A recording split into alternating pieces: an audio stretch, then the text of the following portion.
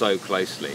So just a couple of, I mean, I've got 2 camera angles on 2 separate streams, but hopefully we'll be able to get the comments in and find those. In fact, I ought to find that myself and open the comment stream up just so we have that here. So it's been really wonderful getting all these questions in from you guys, and I'm going to find this live video. If I go to my channel, hopefully it's on there. We hope it's on there somewhere.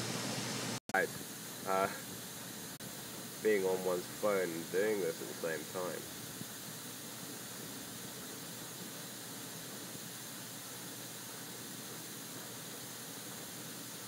So what we're going to be doing now is just giving you a peek over the side. So if you are on a screen and it looks like I'm not speaking to you anymore, it's because I am on a separate stream trying to show you some of the amazing life here in North Rock Tank at the Bermuda Aquarium Museum and Zoo. So we're just going to turn this round and give you this view here. Now, for me, this has been absolutely amazing to be able to share with young people. So I can see the stream happening here, and it's just really, really great. So for those of you who are on the scheduled stream, there is hopefully a link soon to link you over. But what I can show you here is maybe you can see on a separate stream we've got a black grouper. Amazing animal with chromatophores, with those colour changing cells that can use to disguise itself.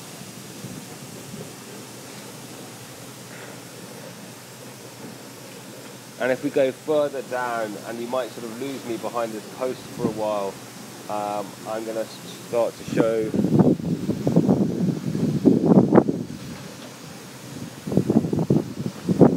okay, this is great. We've got one of the nurse sharks coming right out of the water here, and I can go along with it.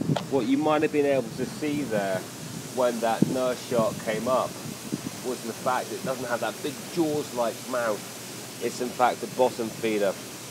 So what it's looking for is those sort of mollusks and crustacea in the bottom of the ocean. So scooching along for those. So not your classic mouth. And in fact, sharks have a really bad reputation, an undeservedly bad reputation. But we can come on to that a bit later. So I'm still monitoring both streams for questions, trying to refer backwards and forwards. So it'd be great to see anything that you have to ask on this last Coral live stream. And there you can see down at the bottom the 2 nurse sharks on the bottom, perhaps in the sort of more natural position. Now here's one of my favourites up at the North Rock Tank. This is a balloon fish, a type of puffer fish. And what we're going to do is we're going to probably wait for him to come back, him or her. I haven't sexed this balloon fish. We're going to wait for the balloon fish to come back round. And what I really want to show you is its defense mechanism and how it's got this built-in defense where it basically brings in all this water, puffs up its body, and I'm maybe going off camera a little bit here off the original stream, and uses that. Now it's disappeared for now. Wow, there is a lot going on in here at the moment. I was going to see whether we can spot the balloon fish at the moment.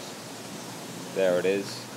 Just going past here, we've got the people that often ignore when they come is the amazing coral.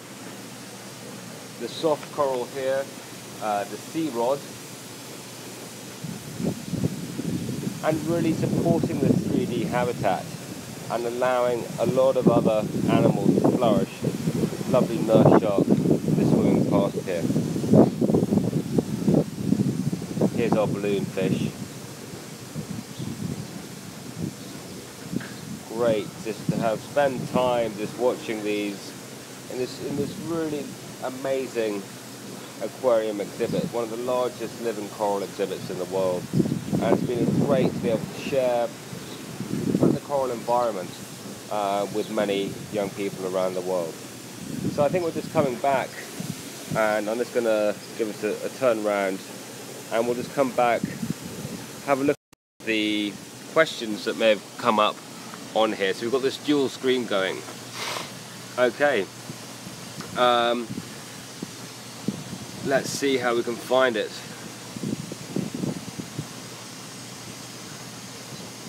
So I'm going to try and paste this in here, and we'll see what happens.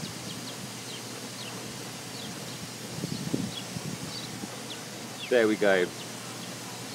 So hopefully that will help you go to the other stream where I am. Thanks, Elizabeth, for pointing that out, and be great to get any questions that you might have there. So I'm monitoring. There we go. Fantastic. You're here. And so hopefully other people who are following the stream will have the opportunity to have a look. So what I'll do again is I'll give you another sort of overview of the North Rock tank here. And if you didn't see the description before, it's one of the largest living coral exhibits anywhere in the world. And one of the great things is it's only got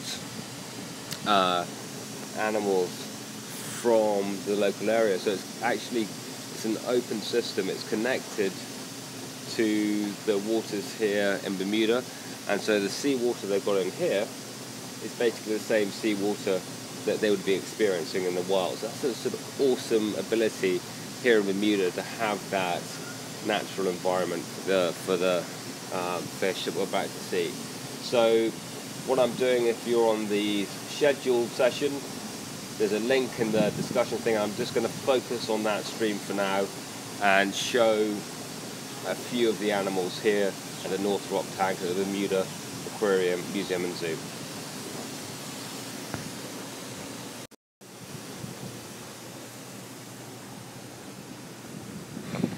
So probably most famously in terms of sort of ocean creatures, we've got sharks. These two are nurse sharks.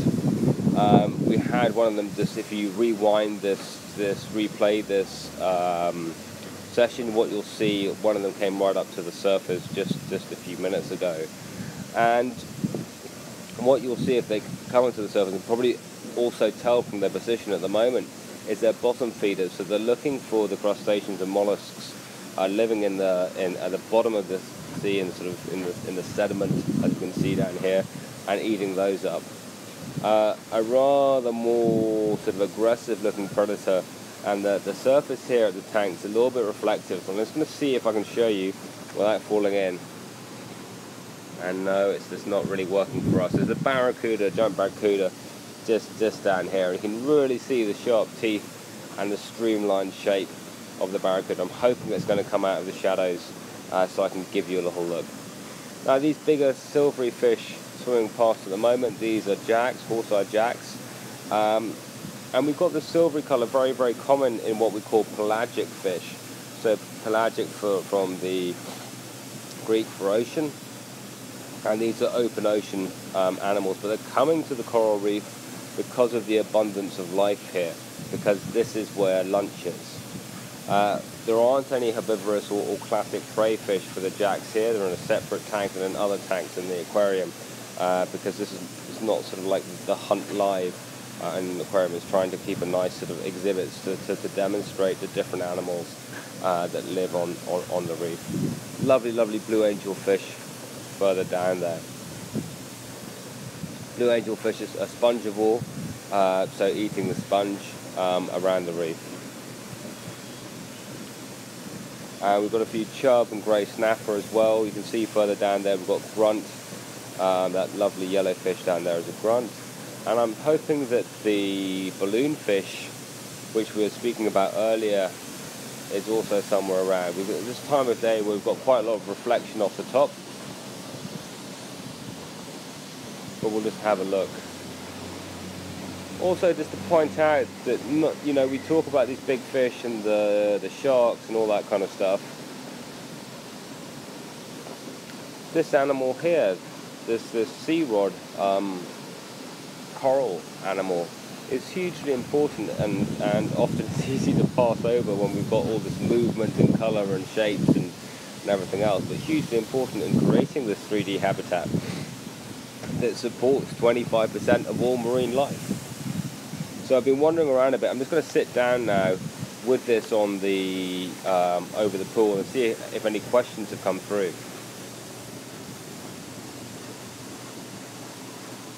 Okay, so no questions come through at the moment. So for those of you who are watching, I hope you're enjoying this. I can carry on going on a bit of a monologue here. Thank you, listeners. So have we ever discovered something new? I think there's two ways of looking at that. So there's the classic idea that, you're on this sort of constant voyage of discovery, and that you're just finding sort of new species, new types of life, and that's the eternal sort of like scientific sort of hunt or quest, almost like finding treasure. And certainly it is important to understand the diversity of life on our planet. And on the XL Catlin Deep Ocean Survey with the Necton mission last summer, we, the team there, did discover new species of algae. So that's incredibly exciting. Off the coast here of Bermuda on the seamounts, finding new species, helping us to understand the planet a little bit more. But the other thing to think about is that, in terms of discovering something new, how does this all work? How does it all fit together? How are changes affecting the environment? And so I think when we're looking at environmental sciences, it's really important to not just think about science as a treasure hunt, but also to think of it like doing a jigsaw puzzle, trying to piece together an idea of how these ecosystems and environments work, and also when we're looking at those functions, thinking about how they work, how that might be changed by changes in the environment, and at the moment especially by changes in the environment caused by human impact. And we talk a lot about ocean warming and ocean acidification as two of the big impacts affecting coral reefs. So some of the research that the team here are looking at is understanding behaviours a bit better, understanding the behaviours of tiger sharks by tagging them and seeing what their movements are, understanding how a human impact such as microplastics is affecting some of the fish here, so catching fish and opening their stomachs to look at their stomach contents and finding out how that might be affecting different types of survivability rates or growth rates, or that's probably sort of further research down the line. Another example is looking at how corals can stand up to environmental change, and that's looking at if there's a bleaching event. So that's a way in which ocean warming can lead to coral mortality.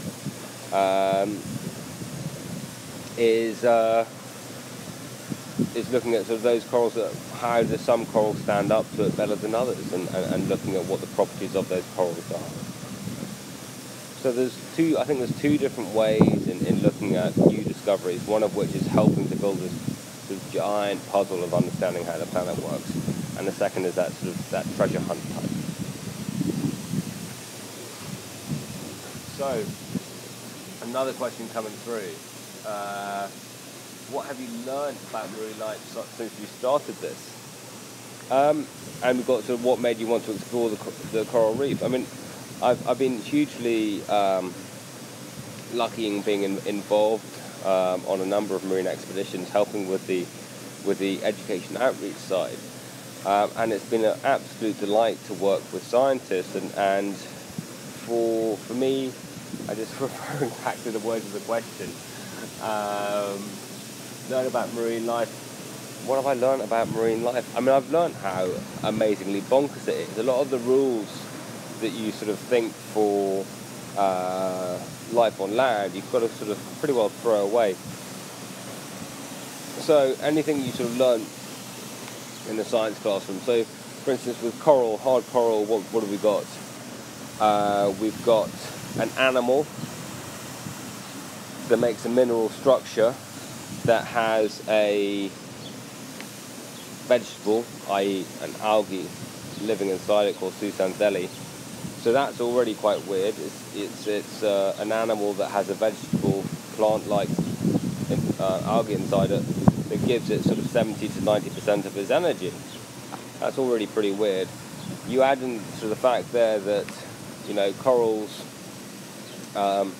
reproduce both sexually and asexually, so it's sort of, you know, why not split it in half and have two coral polyps instead of one, which I find amazing. They're an incredible creature, and for too long sort of taken for granted as a permanent feature of our planet. And you know, just talking more about the coral reef, I think it's just this sort of concentrated wonder of the ocean. So we have, you know, 0.2% of the ocean, maybe even less now, is coral reef. But that 0.2% supporting 25% of all marine life, and I think that's just astounding. And from a very selfish level, being in amongst this abundance of life. So I think we're very used to on land, if you sort of see a deer, it's like, wow, it's a deer. Or if you see a rabbit, wow, or not a rabbit, but sort of, you see these sort of these animals on land, and you're sort of like, okay, that's pretty cool. Where when you're in the ocean, it's just like, it is just the whole time, as you have this amazing, around the coral reef, this amazing abundance of life. And it's really, really, really special. It's like being in an underwater paradise. And I think when we talk about, you know, there's a loss of coral habitat, we talk about it in these very sort of impersonal scientific terms, we sometimes lose some of that wonder. And I think especially if you're an educator working with elementary, primary school students, it's like to get some of that wonder through. You know, do sort of being in touch with Digital Explorer and how we can help you through the Eccles Catlin Oceans Education Program. We've got some great 360 VR resources that will help to bring some of this wonder to your classroom. And then we can start talking about some of the issues it faces. But it's very sad that maybe for the first time we're introducing some of these young people to the coral reef is when it's not particularly happy. And that's a sort of, it's a sad fact that, you know, we're bringing attention to this wonderful habitat at a time of crisis. How are we doing on the question front?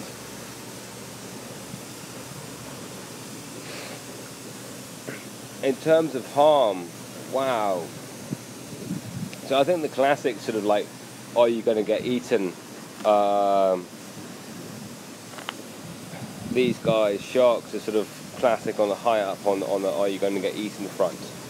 And really sharks are not the sort of dangerous predators that you know that we've been led to believe. I think there's sort of 15, 20 fatal shark attacks each year. So the dangerous things for me, I mean, you know, some of the dangers you have to look out for swimming around the waters here in Bermuda. You know, you've got your anemones, your fire corals, your fire sponges, just some sort of basic, very stingy, very painful creatures. Another reefs that might be in Timor-Leste. It's an example where it wasn't sharks, it was sea snakes and saltwater crocodiles that were the sort of the main threats that we were facing when we were working with communities out there looking at marine protection. So there's a number of different beasties. There's a big thing if you come across the Irukandji jellyfish in Australia, highly venomous. And very dangerous. Do any prehistoric marine animals live in corals? Well, I never quite know what people mean by prehistoric. Some people say that prehistoric is before the written record. So a lot of these guys were around before people started writing stuff down. I mean, you could almost say that the oldest coral in the world could be termed prehistoric, maybe, which is 4,000 years old. That's a deep cold water coral. But certainly, the first coral reefs came along about sort of 524 million years ago. So definitely that we've caught creatures that have been around for a very long time, evolved slowly over that period. And I'm not an expert on the coral fossil record, but there have been coral, and coral type animals for many millions of years. So I'm just going to lean over to the computer here to catch some of the questions coming through. An endangered species or a species that everyone thought was extinct. I'm just going to turn this around because it's. I'm just worried that I'm going to drop it in the sea there. In the sea? It feels like the sea. It's so big. It does feel like the sea in the tank here. In terms of endangered species, there are a lot of. I think that if you see sharks in some places, those are going to be pretty endangered, especially the hammerhead shark. I haven't seen any tuna here. Atlantic bluefin tuna are endangered. In terms of local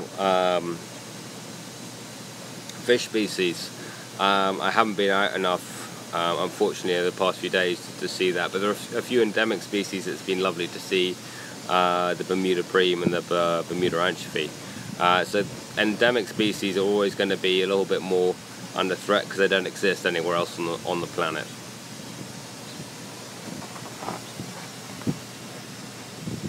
And in terms of finding a species that everybody thought was extinct, maybe that's going to be another chance, and maybe here or in another ocean. That would be amazing to find something that everybody thought was extinct.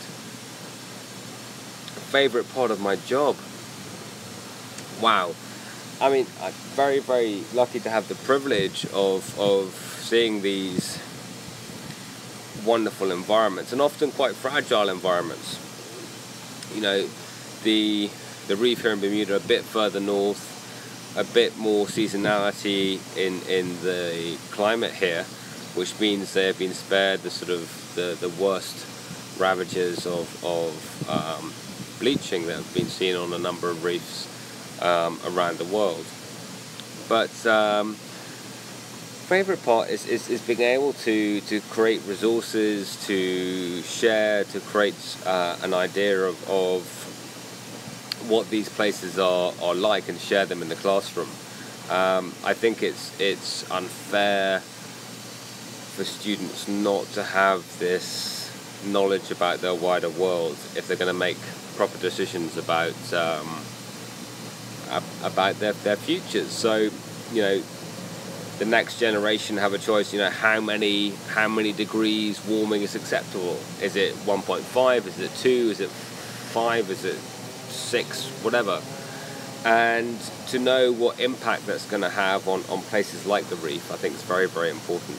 So to be able to share the wonder and some basic literacy, so that young people can enjoy and make positive decisions about the future of the world. That's my favorite part of the job.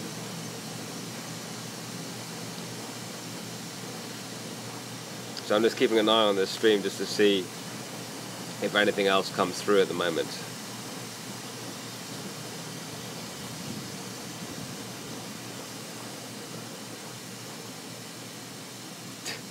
The deepest. Now I've got a bone to pick with somebody here, and it's really the deepest I've been underwater is not deep enough, basically. So if Mr. Oliver Steeds is watching this, who is the CEO of the Necton mission, then the next time we go on a submarine expedition, submersible expedition, I'm going down, okay, all the way down. So hopefully that will be 1,000+ feet into the ocean, which will be truly extraordinary. Is the Bermuda Triangle real? Yeah, so so we can see the southern shore of Bermuda here. So if we go a bit further south from there, what we'll find is that there is a visitor center for the Bermuda Triangle, and people just go over there to find out more about how the planes and the ships have been lost in these very treacherous waters. No, the Bermuda Triangle is real insofar if you draw a line from Bermuda to Miami to Puerto Rico to Bermuda again, it's a triangle. Bermuda is at one corner, so that's a real triangle. Is it this mystical Atlantis underwater whirlpool sea dragon mystery plane crashy thing? Yeah, probably not. You know, most of the disappearances have not happened near Bermuda, so perhaps it should be called the Miami Triangle. Who knows? But it's a lovely story. It's a lovely myth, and it probably sells quite a lot of T-shirts. Any sort of treasure from ancient times or pirate ship remains? I'd love to find a pirate ship. I find out, in fact, that I have pirates as ancestors. I found out a year or so ago. They ended up on the wrong side and got captured. But it's always good to have a pirate in the family. But in terms of finding sort of like what we call maritime artifacts and maritime archaeology, and maritime refers to sort of the human use of the sea, so finding things like shipwrecks. That's a very different type of expedition to the biological expeditions, the marine biology and marine science expeditions that largely we've been connected with over the years. We have been working and doing some pilot work with maritime archaeology expeditions to the Black Sea, and they were finding shipwrecks out there, but much older than pirate ships. So classical civilization, and a bit later, sort of about 1,000-year-old shipwrecks there. I'm not sure how much treasure was still left, but certainly some very interesting historic artifacts. Has an octopus tried to climb on your boat? No, but there's an octopus that lives downstairs that has astroturf around its tank, so it can't climb out. So if you've got octopus invasion issues, big strips of astroturf are your answer. Colours of coral. We get a lot of questions about coral colour. Now, just as a quick coral primer, coral is an animal like jellyfish and sea anemones. It's a cnidarian. Okay, it makes up hard coral, reef-building corals make up structures like this using minerals from the sea, calcium carbonate, limestone. Each of these anemone-like creatures lives in one of these holes. This is very simplified. There are exceptions, but I'm going to whip through. Okay, so the surface of this is living coral made up of lots of different anemones with tentacles and mouths, and it builds up this structure. You can see the different layers here. Now, it's a see-through animal pretty well, and gets its colour from algae that live inside its tissue. Because we've got these reef-building corals in clear tropical waters, which do not have that many nutrients in them, they need to find energy from elsewhere, and they do that through a relationship, a symbiotic relationship with algae called zooxanthellae.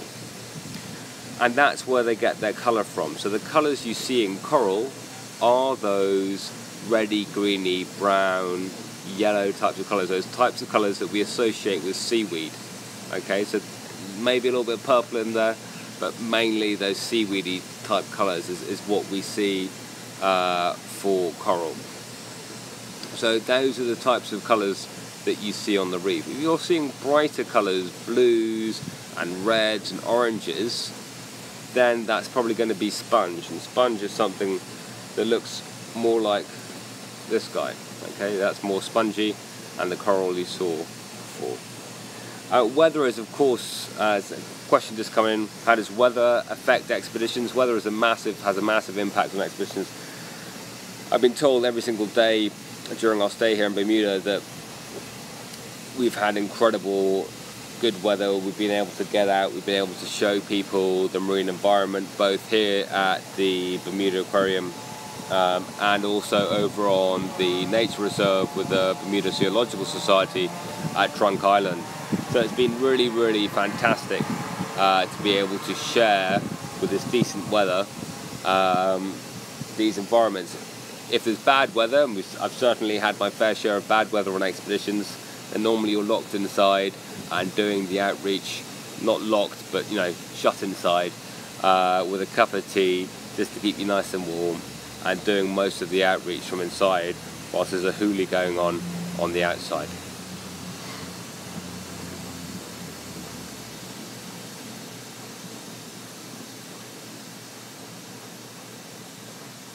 So I'm just sort of wondering who we've got online. We've got a few people online, and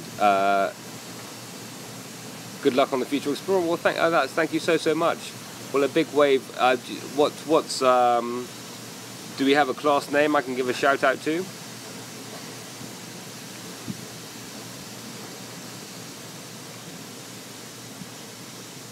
Notre Dame Academy. Well, thank you so much to all the students at Notre Dame Academy for being part of today. Thank you for your amazing questions, and I hope you've had a fun time. And I've just seen a question come through via the team in London, which is, how do I feel now? I think it's, how do I feel now? And when will the next expedition be?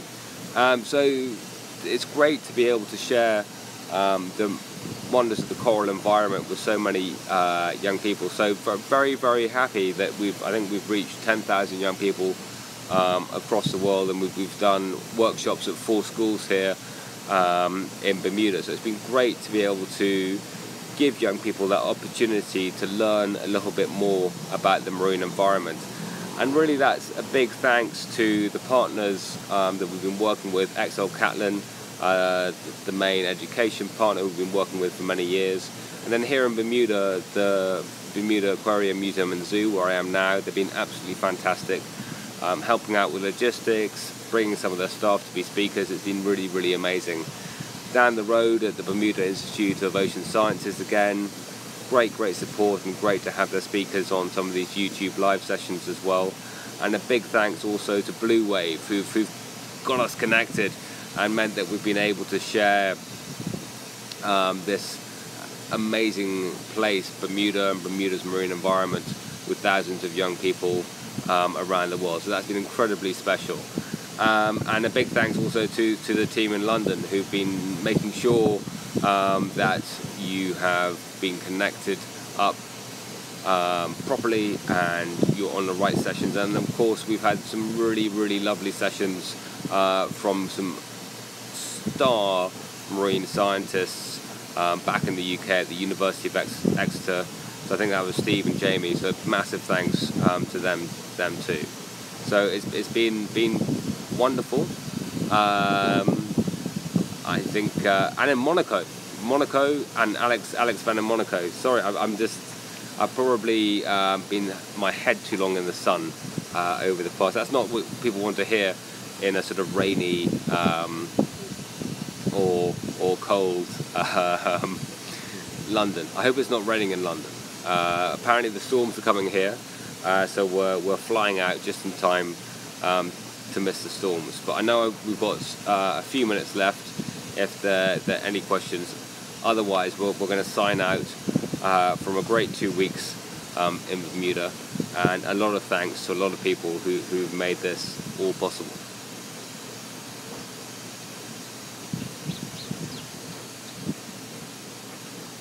thank you. We'll get back safely. See you soon.